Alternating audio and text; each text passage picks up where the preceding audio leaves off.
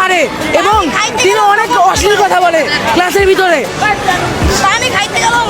হ্যাঁ বলে যে গাঁজা কি এভাবে ডলে নাকি এভাবে ডলে।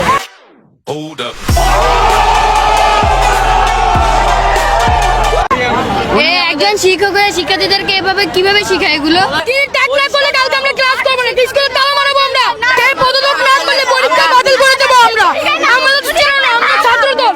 স্বাধীনতার ঘোষক জিয়া, দেশ গড়েছেন শহীদ জিয়া।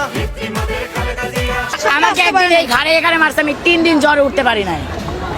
মূল কথা হচ্ছে যে উনি আসলে স্কুলে আসে কি করতে জানি না, মেয়েদেরকে মানে ব্যাগ টাচ তো করেই, সাথে ছেলেদের এই যে চুলের এটা ধরে। এর সাথে সে প্রেম করছে, তার মার সাথে প্রেম করে গিয়ে করছে, এমন জঘন্যতম কাজ আমাদের সাথে মেয়েদের সাথে করতেছে।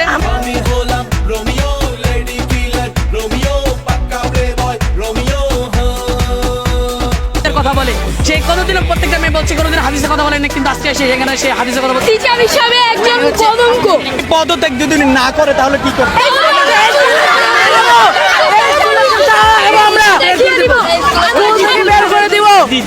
তিনি একজন অশ্লীল টিচার। সে মেয়েদের প্রতি যেভাবে অশ্লীলতা করে, ছেলেদের প্রতি এমন অশ্লীলতা করে।